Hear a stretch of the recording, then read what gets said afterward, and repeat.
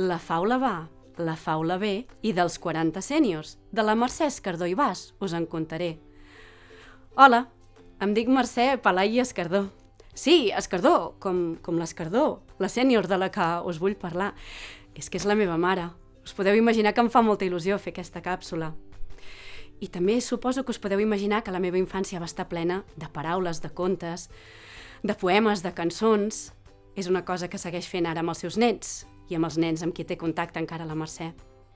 La Mercè va néixer un 14 d'agost de 1948 a Barcelona, al llit del seu avi, mentre un grill cantava. Un grill que és un element una mica simbòlic perquè uns quants anys després, va fer una adaptació del clàssic Pinotxo, on sabeu que el grill és un personatge molt important, el de la consciència. I és que la Mercè té aquesta vessant d'escriptora. Va adaptar contes clàssics, com Els Tres Porquets o l'Aneguet Lleig, i també alguns contes moderns, com l'Endevina com t'estimo. Però ella és escriptora i també crea els seus propis contes, com aquest, Quin temps més boig, que de fet ens explica què està passant amb aquest temps que tenim ara, i és que el senyor Hivern i la senyoreta Primavera es van enamorar. Alguns dels seus contes han rebut premis i han estat reconeguts, com pel Premi Crítica Serra d'Or. Mireu, però la Mercè té una altra vessant, que és la de bibliotecària.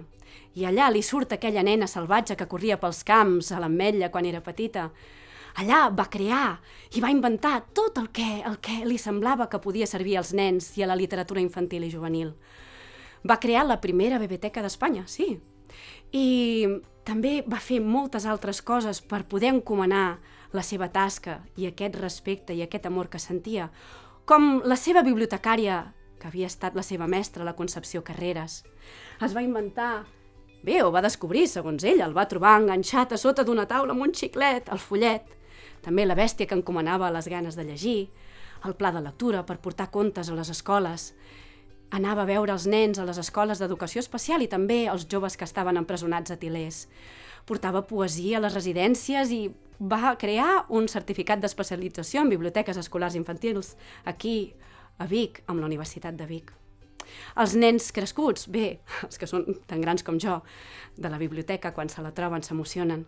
N'hi va haver una vegada que una d'elles era hostessa i se la va trobar amb un avió i la va portar a conèixer el seu capità.